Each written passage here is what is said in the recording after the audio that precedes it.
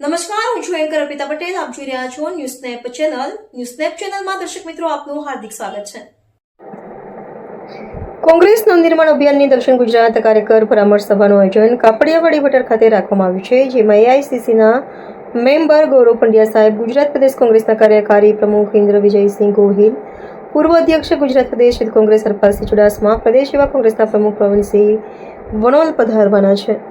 2027 વિધાનસભાની ચૂંટણીમાં કોંગ્રેસનો વિજય કેવી રીતે મેળવી શકે, પરામર્શ સાથે આવો મળીએ અને રાહુલજીનું 2027 ગુજરાતની વિધાનસભામાં કોંગ્રેસની સરકાર બનવાનું સ્વપ્ન સાકાર કરીએ. રિપોર્ટર નૈતિક રેશમવાળા, સુરત. શહેર કોંગ્રેસ સમિતિ દ્વારા પણ એક કાર્યક્રમનું આયોજન કરવામાં આવ્યું છે.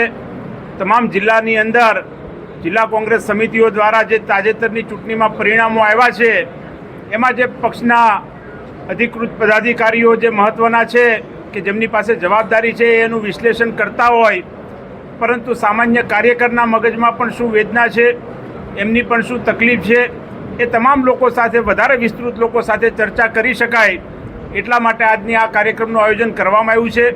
આ જ પ્રકારે આગામી દિવસોમાં અમદાવાદ હોય, રાજકોટ હોય, જુદા જુદા શહેરોમાં કોંગ્રેસના તમામ આગેવાનોને મળીને, સૌને સાથે લઈને સરકારની સામે સંગઠન લડી શકે એટલું સક્ષમ બને એ દિશામાં પ્રયત્ન કરવામાં આવશે.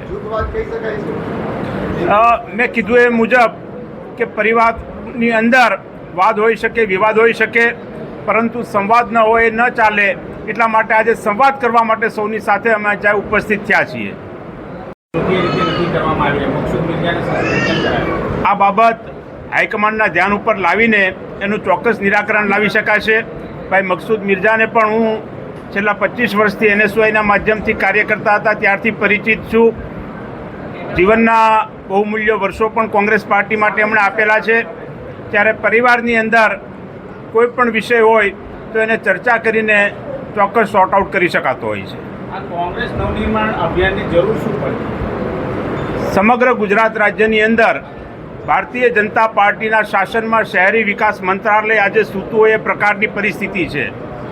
સુરતની અંદર તક્ષશિલા કાંડ બને, વડોદરાની અંદર હરણી બોટ કાંડ બને, મોરબીની અંદર ઝુલતા પૂરના કિનારાનો બનાવ બને.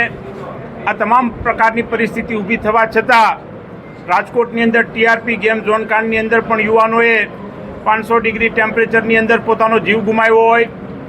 પરંતુ આ તમામ પરિસ્થિતિઓ છતાં પણ કોંગ્રેસ પક્ષ આ જગ્યાએ જે પ્રકારનો દેખાવ થવો જોઈએ નથી થયો, એની જવાબદારી અમે સ્વીકારીએ છીએ. પરંતુ આવનારા દિવસોની અંદર એવું શું નવનિર્માણ કરીને વધારે સારો દેખાવ કરી શકાય એની ચર્ચા કરવા માટે કાર્યકરો સાથે ઉપસ્થિત થયા છીએ. સમગ્ર ગુજરાત રાજ્યની અંદર જુદા જુદા બેનર નીચે કોંગ્રેસના કાર્યકરોને પ્લેટફોર્મ આપવાના કોંગ્રેસના આગેવાનો પ્રયત્ન કરતા હોય છે. ક્યારેક કોઈ આગેવાન જનયોદ્ધાના માધ્યમથી કોંગ્રેસના કાર્યકરોને પ્લેટફોર્મ આપીને એમની વાત સાંભળવાનો પ્રયત્ન કરતા હોય છે. ક્યારેક કોઈ આગેવાન પરિવાર સંગમના નામેથી કાર્યકરોને બોલાવીને એમની વાત સાંભળવાનો પ્રયત્ન કરતા હોય છે. આજે નવનિર્માણ અભિયાનના માધ્યમથી કોંગ્રેસના કાર્યકરોને આમંત્રણ આપવામાં આવ્યું છે.